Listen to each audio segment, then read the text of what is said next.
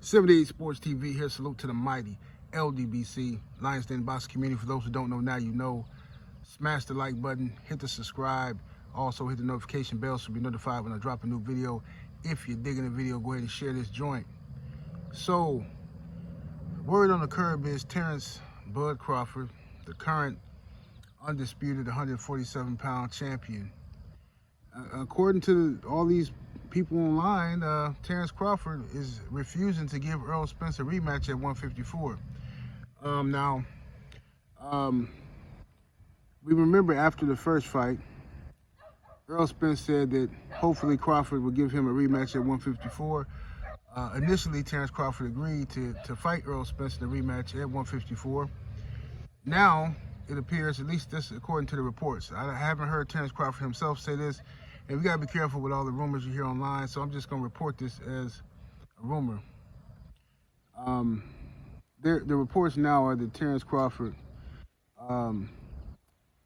is refusing the fight at 154, and he wants it to be at 147. That's what they're saying. So 147, and he wants some more stipulations, I guess, you know. So Terence Crawford is gonna make this very hard on Errol Spence. So they're saying no rematch at all unless it's at 147. Okay.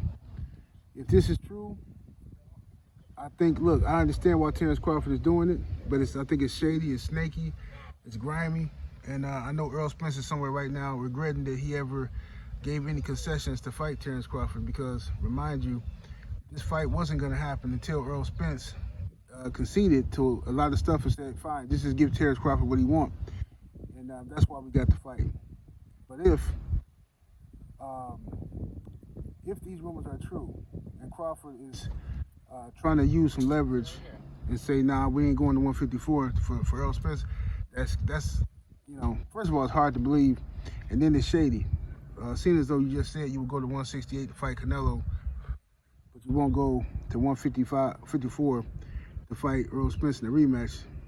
Grimy, real grimy, you know what I mean? So he's looking for any advantage he can get if the reports are true. I gotta keep saying that because I don't know. I never heard Terence Crawford say this, but everybody keep asking me to talk about it as if it's true. So, you know what I mean? I don't know where y'all got the information from. I don't know where all this is coming from. You know what I mean? But regardless of the fact, I hope these are lies, because I don't want to lose respect for Terence Crawford.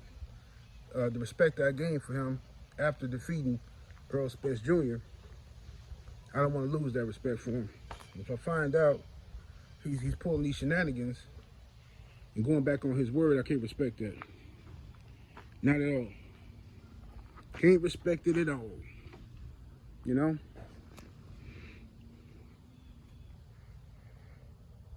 Because if you're saying that the rematch for Earl has to be at 147, why not fight Boots? That's a fight that will make money. That's a fight that people want to see.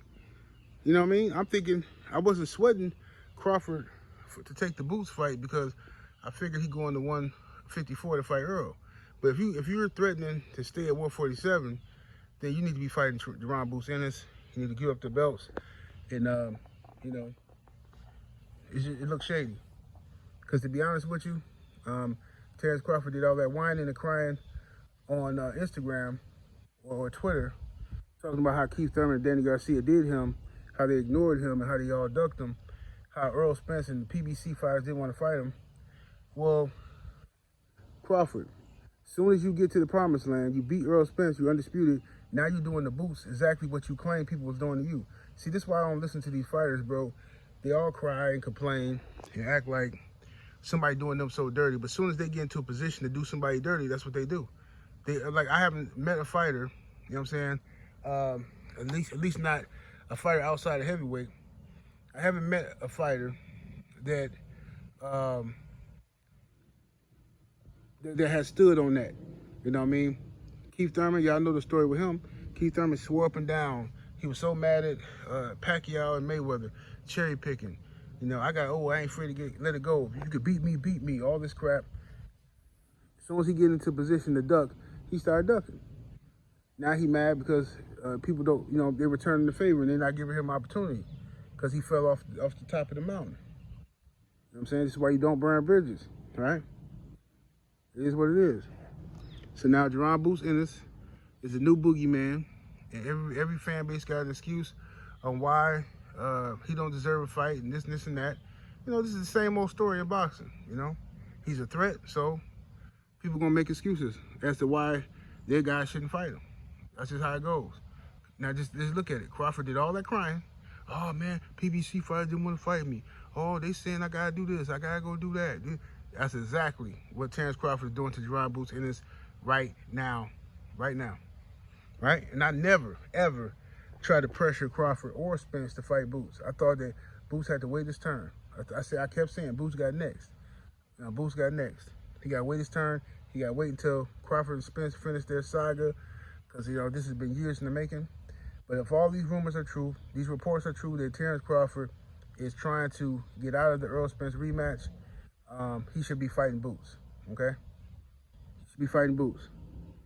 Errol, if they're trying to make the fight at 147, Errol shouldn't take the fight. Not at all. Shouldn't take it. It is what it is. You got played. I get it.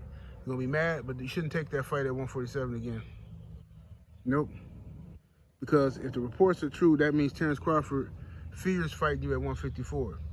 He wants you to look exactly how you looked in the first fight. He wants you to be drained. He don't want you to look any better in the rematch than you did in the first fight. Right? Because it don't make logical sense for him to say he'll go to 168 for Canelo, or he'll go to 168 for Charlo. He was even willing to go to 154 for Charlo. So for him to change his mind and go back on his word, you can't trust that, man. I hope these reports are not true. I hope these are just rumors, ninja gossip. That's what I hope. Because if it's true, I'm gonna lose a lot of respect for Bud. Straight up, and this is gonna change a lot. You know what I mean? This is gonna change a lot. You know what I mean? And Earl gonna be kicking himself like, man, I should have never fought this dude, man. Should have never been went against the grain and let this guy get this and that, and yeah. That's why you gotta get this stuff negotiated right away. Because they negotiated, I guess after the first fight, they negotiated that the winner of the first fight would dictate the terms of the rematch. All right? So that's why Earl said, after he lost, he said, I hope he's willing to give me a rematch at 154. And remember, Crawford said he would. This whole time, Crawford been saying he would. So we all been sitting around here talking about how would Earl look at 154. So if these rumors are true that Crawford don't want the fight at 154 now, that's some shady shenanigans. And what's going on with Bomac? Why ain't nobody talking about Bomac? It's weird that Team Crawford ain't saying nothing about Bomac. You know what I'm saying? So I don't know, bro. Maybe it is Bomac pistol. Maybe Bomac just did something ridiculous. You know what I'm saying? Because I'll tell you right now, if some shenanigans happen with my homie, my trainer, I'm finna be out here doing my best to make sure the world know they doing a screw job to him. You know what I'm saying? But I ain't heard Crawford now talk about it at all. So it look like Bomac finna just, you know what I'm saying? He finna just get thrown to the wolves. Old Bomac finna get thrown to the wolves, man. Nobody care nothing about him. Sad. You know? But regardless of the fact, y'all, if these rumors are true, these reports are true, I feel bad for Errol Spence because, he did everything he was supposed to do. He was a man of his word. When people was calling him all these names, that man went out there and fought Terence Crawford. He went against his own network. They wasn't even trying to make the fight. He went against the PBC and pushed for the Crawford fight. Gave Terence Crawford all this stuff just to make the fight happen, right? Only to get dogged after he get beat up, right? He get dogged by people. And then on top of that, Now Crawford going back on his word. Allegedly. I don't know, like I say, until I hear from Terence Crawford, I don't know if any of this stuff true. But this is the new era. This is the internet, bro. This is the new era of boxing reporting. You know what I'm saying? It's the new era. Somebody on Twitter just say something and everybody start talking about it. Then everybody like, hey, 78, why you ain't talking about it? Yeah, good point. I might as well get me some clickbait action out of this joint too. You know what I'm saying? Sock it to my pocket, goddamn. But anyway, 78 Sports TV. Salute to the mighty LDBC. Smash that like button, hit the subscribe. I'm about to hit over. Deuces.